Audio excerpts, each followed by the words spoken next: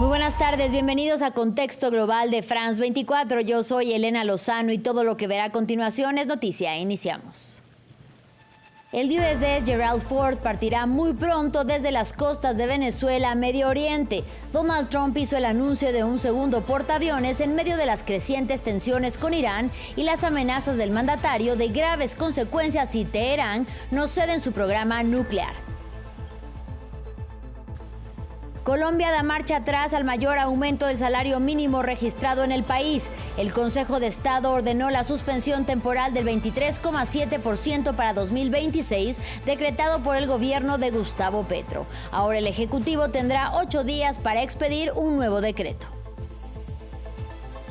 En el primer día de la Conferencia de Seguridad de Múnich, líderes europeos aseguraron que el viejo continente debe de hacer más para mejorar su defensa y seguridad. Emmanuel Macron, Keir Starmer y Friedrich Merz aseguraron que solo así podrán rearmarse y configurarse como un actor geopolítico clave en el mundo.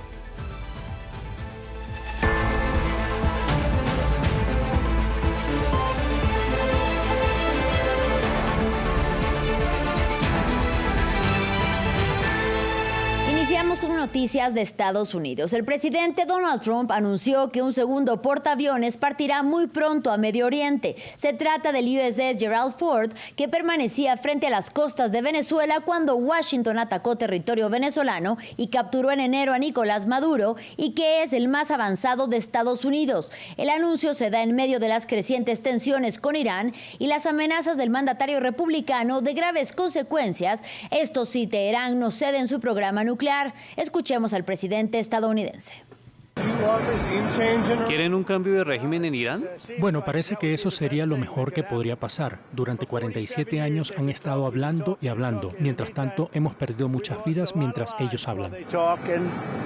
En Colombia hay revuelo después de que un alto tribunal suspendiera temporalmente el aumento del 23% sobre el salario mínimo que el gobierno decretó a finales del año pasado. El presidente colombiano Gustavo Petro reaccionó con rechazo a esta decisión de la instancia, que augura avivar la campaña para las próximas elecciones legislativas y presidenciales. Ahora el Ejecutivo tendrá 8 días para expedir un nuevo decreto. Juan Pupiales tiene todos los detalles. El mayor aumento del siglo, 23,7% fue el incremento que decretó el presidente colombiano Gustavo Petro a finales de año sobre el salario mínimo en Colombia. Un repunte que fijó esta paga en $520 respecto a los previos $422. Polémica desde su publicación, esta medida volvió este viernes al seno del debate público tras una decisión del Consejo de Estado, el principal tribunal de lo contencioso administrativo. Esta instancia dio 8 días de plazo al gobierno para expedir un nuevo texto que atienda y aplique la totalidad de los criterios económicos y constitucionales, es decir, factores como la inflación o el Producto Interno Bruto. El presidente Petro dijo en sus redes sociales que el denominado salario vital es constitucional. También habló su ministro del Interior. No se le quiere ayudar a los menos favorecidos, que resulta que aquí hay una clase dirigente que tiene influencia en el Congreso, en las altas cortes. A menos de un mes de las elecciones legislativas y a poco más de 3 meses de las elecciones presidenciales en Colombia, el aumento del salario mínimo es un tema de discusión en la política nacional. Desde la oposición habló el expresidente Álvaro Uribe Vélez. Menos costos en el Estado, menos impuestos para los emprendedores, para los empleadores y buen salario mínimo. Gremios como la Federación Nacional de Comerciantes y Empresarios manifestaron este viernes que la ilegalidad del decreto era evidente. Argumentan que no responde a la realidad del país. Y continuamos en Estados Unidos, donde crecen las críticas contra el Departamento de Justicia y también contra la fiscal general Pam Bondi. Bondi compareció esta semana ante un comité del Congreso que cuestionó el manejo de miles de documentos del caso Epstein y la ausencia de cargos criminales contra supuestos socios y cómplices del delincuente sexual y pederasta Jeffrey Epstein, así como la falta de protección de la identidad de las víctimas. Mientras tanto, en Europa las repercusiones y el impacto de las revelaciones ya se sienten, no solo en el ámbito político y diplomático, sino también en la realeza. Y nos lo cuenta Jesús Yajure. Mientras el impacto de las revelaciones de la saga Epstein se extienden por toda Europa, en Estados Unidos, congresistas reprocharon a la fiscal general Pam Bondi la ausencia de cargos contra socios del delincuente sexual. En una audiencia plagada de gritos e insultos y en presencia de víctimas, legisladores demócratas acusaron a Bondi de encubrir a cómplices de Epstein, de ocultar sus nombres en miles de documentos y de exponer a las víctimas de violencia sexual, trata y otros crímenes. Solo tengo una pregunta para usted. ¿A cuántos de los cómplices de Epstein ha acusado? ¿A cuántos perpetradores está investigando? ¿A cuántos ha acusado? Perdóneme, voy a responder. Responda a mi pregunta. No, voy a responder a la pregunta como yo quiera responderla. Al otro lado del Atlántico, la publicación de casi 3,5 millones de documentos y correos de Epstein ha desatado una ola de dimisiones e investigaciones. Las consecuencias han sido casi inmediatas para políticos, diplomáticos, funcionarios académicos y miembros de la realeza. En Reino Unido, el escándalo ha provocado la pérdida de títulos del príncipe Andrew, el hermano del rey Carlos, la renuncia de un embajador y del jefe del gabinete del primer ministro. En Noruega dimitió la embajadora en Jordania y se investiga a un ex primer ministro. Críticas que se extienden a Suecia, Dinamarca y Bélgica por el contacto de miembros de casas reales con el financiero. Medios estadounidenses destacan la ausencia de responsabilidades de una élite que benefició durante años con contactos e influencias a Epstein. Para las supervivientes, el balance de poder no ha sido subvertido. Las personas que nos han hecho daño están ocultas, mientras que las sobrevivientes han sido expuestas. Esto no es protección, es traición. Bondi defendió al presidente Donald Trump y al Departamento de Justicia, acusado de partidizar causas judiciales contra adversarios políticos.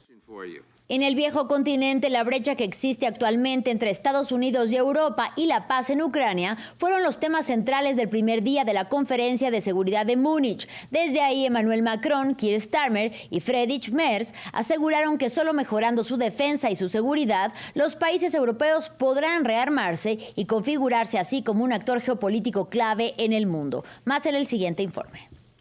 Fortalecer el bloque europeo y reparar la brecha con Estados Unidos. La conferencia de seguridad de Múnich comenzó con dardos al otro lado del Atlántico. El canciller alemán dejó clara que la distancia entre ambos continentes se ha ampliado desde que Trump ocupa el despacho oval. Zwischen Europa und den Vereinigten Staaten von Amerika hat sich eine Se ha abierto un abismo profundo entre Europa y Estados Unidos. El vicepresidente Vance lo dijo con mucha franqueza aquí en Múnich el año pasado. Tenía razón, la guerra cultural del movimiento MAGA no es nuestra. Por su parte, Macron lanzó el anuncio de abrir un canal de comunicación del bloque europeo con Rusia. El presidente, que no tiene contacto con Putin desde hace más de 3 años, dejó claro que Europa debe estar presente en la mesa de negociación. Además, reivindicó el papel que el continente debería tener. Nos consideramos como una construcción política para conseguir la paz y cumplimos. Creamos un mercado único para proveer crecimiento y lo logramos. Ahora tenemos que reformarlo. En este ambiente geopolítico, Europa tiene que convertirse en un poder geopolítico.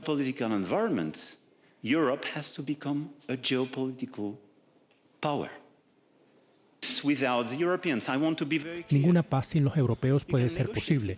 Sin ellos no habrá paz en la mesa. Por ello he decidido abrir un canal de comunicación directo con Rusia.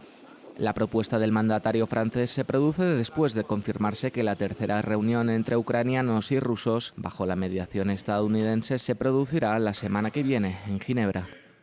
Finalizamos en la capital francesa. A los alrededores del Arco del Triunfo de París, la policía logró frustrar un ataque con cuchillo que iba dirigido precisamente contra uno de ellos. Según anunció la Fiscalía Antiterrorista de Francia, gendarmes redujeron a tiros al atacante, quien murió a causa de las heridas. El sospechoso ya había atacado a policías en 2012, pero en Bélgica, y habría advertido que cometería ahora un atentado en París. Aquí los detalles. La imagen fue grabada en el momento en que los gendarmes acaban de disparar. Algunos aún tienen su arma en la mano.